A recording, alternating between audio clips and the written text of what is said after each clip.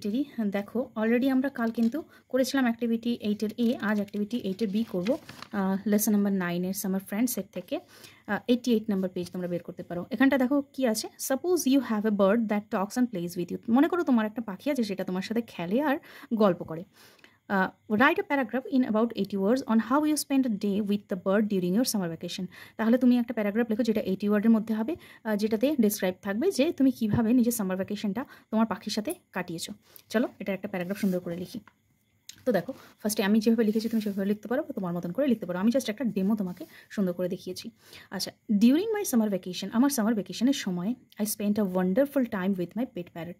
আমি আমার পেট প্যারেটটার সাথে খুব দারুণ সময় কাটিয়েছি। My bird can talk and play with me. আমার পাখি আমার সাথে খেলতে পারে এবং কথা বলতে পারে।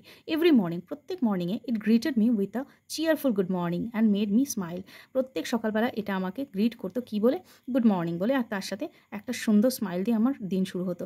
I shared my fruits with it. আমি এর সাথে আমার ফলগুলো শেয়ার করতাম। And it enjoyed eating guavas and mangoes. এবং এটা এনজয় করতো কী কী খেতে, পেয়ারা খেতে আর ম্যাঙ্গো খেতে।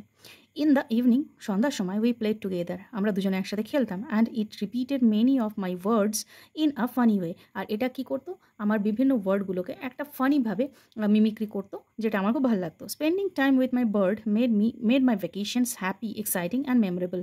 আমার এই টাইমটা যেটা আমি আমার পাখিটার সাথে কাটিয়েছি সেটা আমার ভ্যাকেশনটাকে খুব ভালো করে দিয়েছে, এক্সাইটিং করে দিয়েছে আর মেমোরেবল করে দিয়েছে, যেটা আমার কাছে স্মরণীয় হয়ে আছে। তো